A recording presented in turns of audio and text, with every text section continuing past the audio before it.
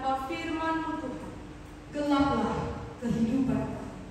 Oleh karena itu Tuhan, kesempatan yang ada saat ini kami mau pakai sungguh untuk fokus mendengarkan firman yang menjadi terang dan pelita bagi hidup kami, dan juga yang sanggup mengubahkan hidup kami. Kami berserah penuh di dalam pimpinan Tuhan dan hamba-Mu yang penuh dengan keterbatasan, Tuhan yang memakai dan Tuhan yang memimpin. Di dalam nama Tuhan Yesus Kristus kami bersyukur dan berdoa. Amin. Silakan jemaat dipersilakan berdiri.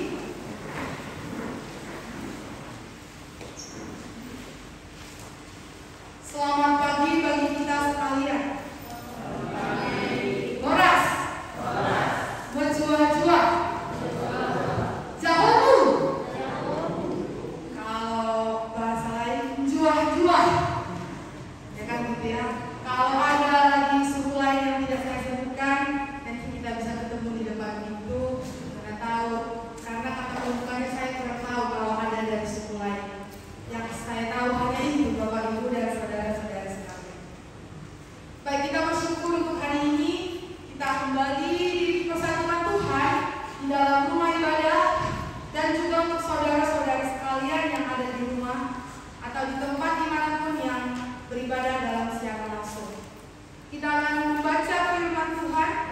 Hari ini kita akan membaca bagian dari Markus pasal 2 ayat 18 sampai 22. Markus pasal 2 ayat 18 sampai 22. Kita akan membaca bergantian. Saya ayat 18, saudara sekalian ayat 19. Demikian kita bergantian sampai ayat yang terakhir. Pada suatu kali ketika murid-murid Yohanes dan orang-orang Farisi sedang berpuasa, datanglah orang-orang dan mengatakan kepada Yesus, "Mengapa murid-murid Yohanes dan murid-murid orang Farisi berpuasa, tetapi murid-murid-Mu tidak?" Jawab Yesus kepada mereka, "Dapatkah sahabat-sahabat menjalankan puasa selama mulai itu bersama mereka? Selama mulai itu bersama mereka, mereka tidak dapat berpuasa. Tetapi waktunya akan datang mempelai itu diambil dari mereka, dan pada waktu itulah mereka akan berpuasa." Tidak seorang pun menambahkan sekali mengandung susu pada baju yang tua, karena jika demikian akan menambahkan racunnya yang baru menjadi yang tua, lalu makin sama koyaknya. Demikian juga tidak seorang pun mengisikan anggur yang baru ke dalam kantong kulit yang tua, karena jika demikian anggur itu akan mengoyakkan kantong itu, sehingga anggur itu dan kantongnya dua-duanya terbuang.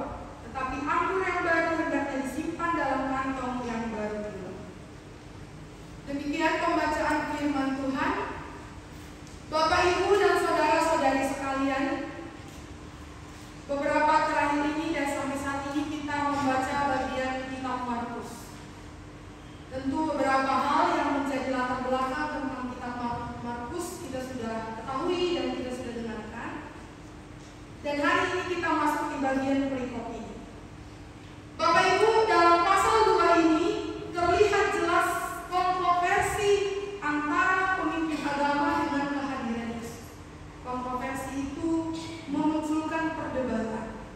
Jadi di dalam pasal 2 ini ada beberapa respon-respon yang memperdebatkan atau yang akhirnya mempersalahkan kehadiran Yesus. Di dalam Markus 2 ayat 1 sampai 12 kita lihat di situ kisah Yesus dengan orang lupa.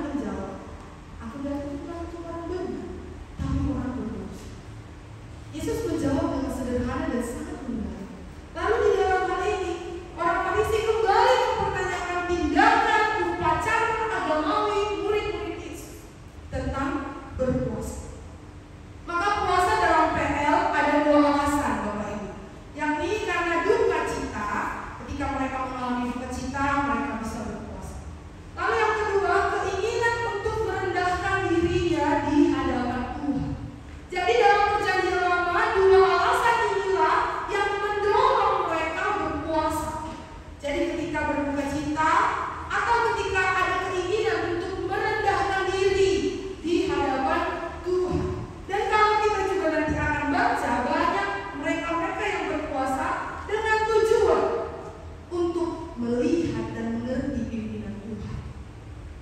Itu sebenarnya alasan berpuasa. Namun lambat laun alasan ini mulai pudar, sehingga berpuasa menjadi suatu pertunjukan di hadapan Tuhan dan di hadapan semua orang. Maka Yesus dengan tegas di kitab lain, Injil kitab lain menegaskan, kalau kau berpuasa, jangan tunjukkan dengan mukamu yang murah, dengan memperlihatkan wajah yang sedih, sehingga dengan memperlihatkan wajah seperti itu orang-orang bisa tahu, oh, dia sedang berpuasa. Oh, gitu. Jadi lambat laun arti atau alasan berpuasa ini menjadi pudar, sehingga puasa yang dikerjakan oleh mereka menjadi pertunjukan kepada Tuhan dan kepada sesama dengan tujuan supaya dipuji. Tindakan inilah yang akhirnya dibenci oleh Tuhan, karena ini adalah kemunafikan di hadapan Tuhan. Jadi banyak orang hendak pada kala itu, orang-orang Yahudi hendak mencuri kemuliaan. Maka di kitab lain nanti di bagian Matius dan Lukas tentang hal berpuasa kita bisa lihat Yesus peringatkan itu dengan tegas. Kalau berpuasa, jangan tunjukkan dengan raut wajah, mengubah raut wajah, memperlihatkan air muka yang sangat suram. Dan kalau kau berpuasa, biarlah engkau yang tahu dengan Tuhan. Tetap perlihatkan dirimu yang bagaimana engkau ada. Jadi di sini orang Farisi, pemimpin agama, membuat pertanyaan kepada Yesus, yang dimana Yesus akhirnya merespon hal ini dengan penyataan langsung bahwa Yesus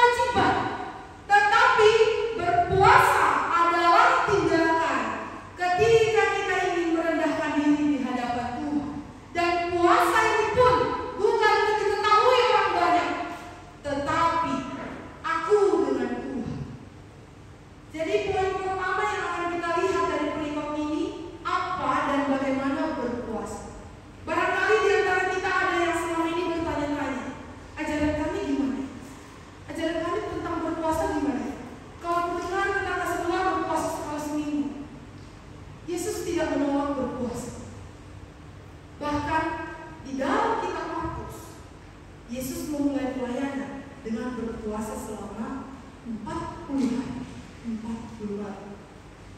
Di situ Yesus sebelum memulai pelayanan yang dicatat oleh kitab Markus, Yesus memulai pelayanannya dengan berpuasa. Jadi Yesus tidak menentang yang namanya puasa, tetapi kehadiran Yesus menggenapkan peristiwa bagaimana hukum Taurat akan digenapi. Nanti poin yang kedua kita akan lihat bagaimana akhirnya yang lama tidak bisa dicampur aduk dengan yang baru. Bapak Ibu dan saudara-saudara sekalian, dalam hal ini puasa yang benar adalah bukan karena mau dilihat orang, tetapi untuk merendahkan diri di hadapan Allah yang suci. Maka poin pertama yang akan kita ketahui adalah apa dan bagaimana berpuasa. Jadi di antara kita yang mau hendak merendahkan diri di hadapan Tuhan, itu adalah aku dengan Tuhan. Jadi tidak ada batasan harus hari ini, hari itu atau bagaimana. Tidak ada aturan yang membuat aku harus begini begitu. Tetapi inti dari berpuasa yang Tuhan hendak menyatakan adalah merendahkan diri di hadapan Tuhan. Itu yang diajarkan Tuhan sejak dimulai dari perjanjian lama. Yang kedua, Bapak Ibu, kita akan melihat bagaimana juga akhirnya Yesus memakai ilustrasi tentang kulit kantong. Tidak seorang pun menambahkan kain yang belum susut pada baju yang tua. Jadi di sini Yesus menyebutkan sepotong kain yang belum susut dan anggur yang baru yang tidak boleh dimasukkan ke dalam kantong yang tua. Bagaimana selama ini kita mengerti hal ini? Hal ini untuk menjawab pertanyaan orang-orang Yahudi, pemimpin-pemimpin agama tentang berpuasa. Maksud Yesus diperjelas dengan menyatakan ilustrasi pakaian dan kantong kulit anggur.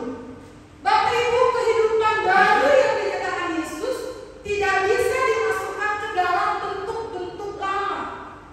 Pola hidup Farisisme, orang-orang Farisi tidak dapat digabungkan dengan pola hidup kekristenan. Yesus datang untuk memperkenalkan sesuatu yang baru, bukan menambal sesuatu yang lama, tetapi diganti dengan sesuatu yang baru. Jadi yang lama bukan untuk ditambal, yang misalnya kain yang sudah tua, yang koyak, nggak bisa ditambal. Kehadiran Yesus bukan mau menambal, tetapi mengganti yang baru. Itulah yang dinamakan dengan anugerah. Maka poin kedua yang akan kita ketahui adalah anugerah di dalam Yesus Kristus. Maksud Yesus di sini untuk memperkenalkan anugerah di dalam Dia. Kalau pemimpin agama selalu menekankan aturan, Yesus memperkenalkan anugerah. Meski aturan itu tidak dibuang, tetapi aturan itu dimasukkan di dalam anugerah itu. Tetapi yang menjadi inti Yesus datang bukan menaikkan aturan, tetapi memperkenalkan anugerah. Jadi anugerah yang menyelimuti seluruh aturan. Bapak Ibu dan saudara-saudara sekalian, sepotong kain yang belum susut tidak boleh dijahit pada baju yang tua. Anggur yang baru tidak boleh dimasukkan ke dalam kantong kulit yang tua. Kantong anggur yang tua adalah peraturan-peraturan dan bentuk-bentuk upacara agama tradisional. Itulah sebabnya keduanya, kantong yang lama dengan anggur yang baru tidak bisa disatukan dalam satu tempat karena akan mengalami kerusakan satu dengan lain. Dikatakan di sini, ketika anggur yang baru dimasukkan ke dalam kantong kulit yang tua, anggur itu akan mengoyakkan kantong itu. Anggur dan kantong itu dua-duanya terbuang. Itulah sebabnya kantong yang tua, ya udah kantong yang tua. Anggur yang baru dengan bentuk yang baru. Tetapi tidak meniadakan yang lama, tetapi yang lama ini menjadi bagian di dalam anugerah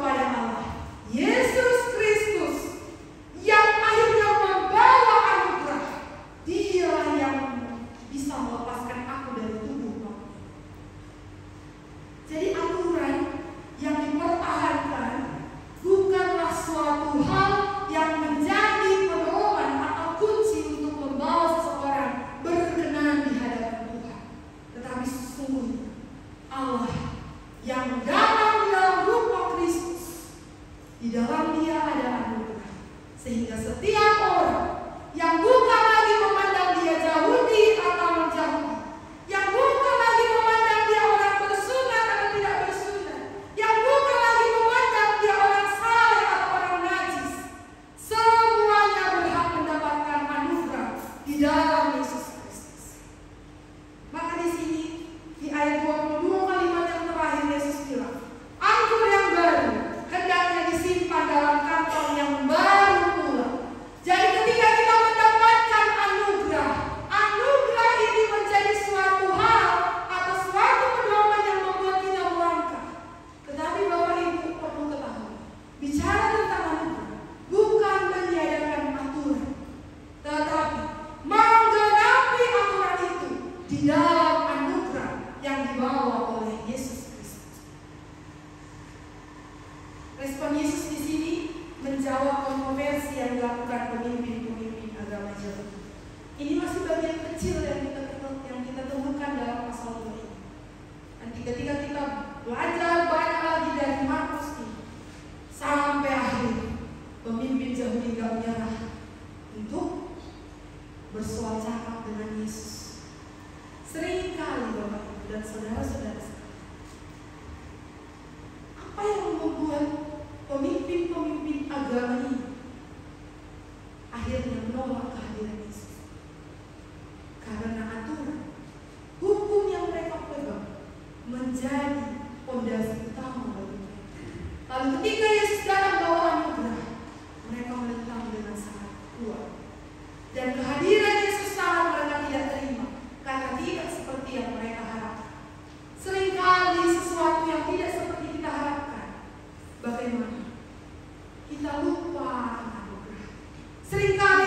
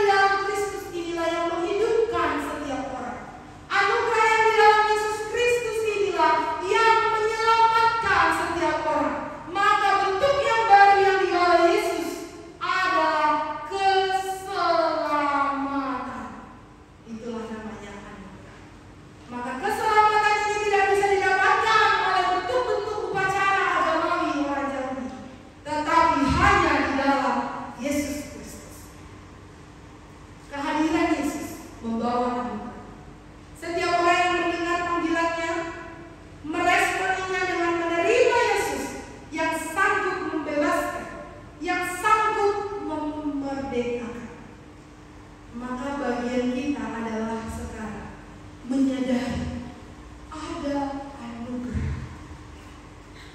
Ada anugerah di dalam Kristus. Kristus yang dulu pernah hadir di bumi ini. Kristus yang dulu pernah mati di kayu salib. Kristus yang dulu pernah dikubur dan sudah bangkit dari kematian. Kristus yang dulu pernah naik ke sorga dan nanti akan datang kedua kali, membawa keselamatan. Itulah namanya anugerah. Bapak, Ibu, dan saudara-saudara sekalian, selama kita hidup, pertanyaan dalam diri, sudahkah aku memperoleh ini? Memperoleh keselamatan di dalam Yesus Kristus? Ini pertanyaan yang harus dan sangat penting dalam diri kita. Karena tanpa anugerah ini, kita semua seperti hewan yang dibinasakan. Artinya apa? Hidup dan akan mati, akan menderita selama. Gak ada harapan kepada yang selesai. Tetapi anugerah membawa kepada keselamatan yang sesuai. Bapak, Ibu, dan saudara-saudara sekalian, mungkin ketika kita bertanya, sudahkah aku mendapat keselamatan?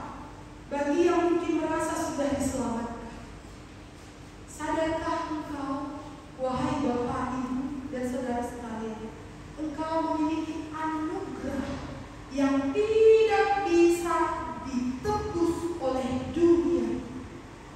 Anugerah yang tidak bisa digantikan oleh apapun yang ada di dunia ini. Bagaimana kita memperlakukan anugerah ini? Dua pertanyaan itu yang perlu kita renungkan. Ketika anugerah yang menyelamatkan, sadari anugerah ini sangat mahal, dan anugerah inilah yang memimpin hari kita satu demi satu. Hari kita, hari ini, besok, dan seterusnya. Maka Paulus yang akhirnya menyerah dengan aturan, yang akhirnya menerima anugerah, dia berkata, orang benar akan hidup dari iman memimpin kepada iman. Maka orang-orang yang mempunyai anugerah adalah orang-orang yang beriman, yang tidak hanya beriman hari ini, tapi iman memimpin kepada iman. Iman memimpin kepada iman. Iman memimpin kepada iman. Bapak, Ibu, dan saudara-saudara sekalian, sadarkah kita punya yang lebih mahal, yang sangat mahal, yang tidak ada nilainya dengan apapun yang ada di dunia. Anugerah inilah yang mendorong Yesus ke bumi. Anugerah inilah yang membawa Yesus datang ke bumi karena demi kita yang berdosa.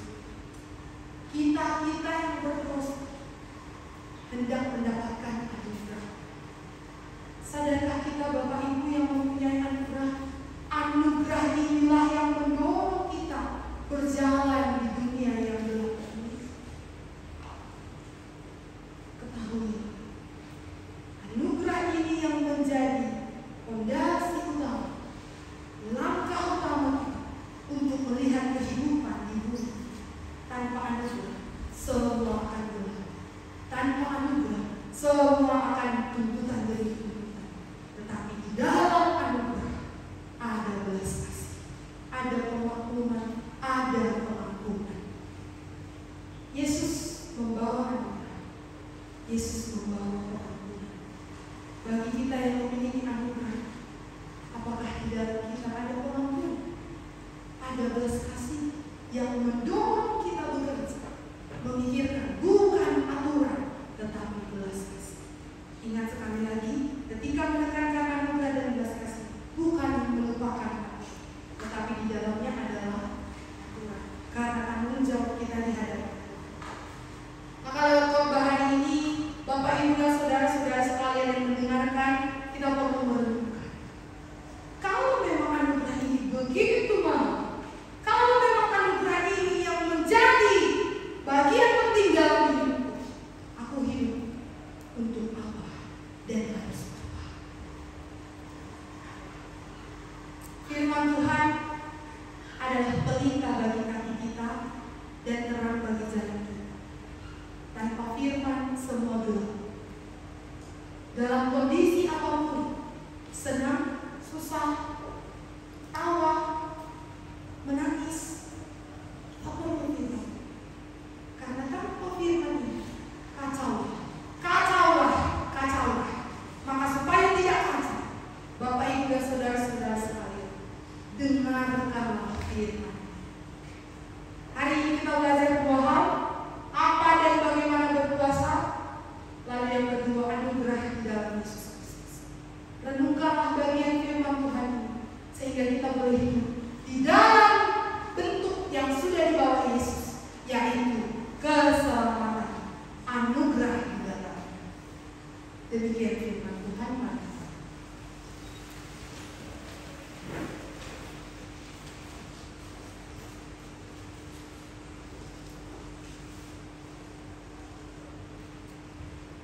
Bapa di dalam surga, kami sungguh bersyukur kalau kami boleh mendengarkan firman Tuhan ini. Kami sungguh bersyukur kalau boleh mengerti bagaimana Yesus datang ke bumi membawa anugerah yang sering sekali disalahpahami oleh pemimpin-pemimpin agama jauh. Namun hari ini kami boleh mengerti ya Tuhan, supaya kami tidak menjadi bagian atau orang-orang yang serupa seperti pemimpin-pemimpin agama itu. Kami mau Tuhan menerima anugerah, supaya kami adalah orang-orang yang hidup di dalam anugerah yang sudah Tuhan tawarkan di dalam Yesus Kristus. Tuhan Yesus yang mengasihi kami, kiranya turun kemurahan untuk setiap kami. Kami yang bergumul dan berjuang untuk memperoleh keselamatan, Engkau nyatakan lewat firman. Kami yang bergumul dan berjuang untuk hidup di dalam anugerah-Mu, Engkau nyatakan kekuatan yang dari-Mu, supaya kami boleh hidup di dalam firman. Pimpin kami ya Tuhan, supaya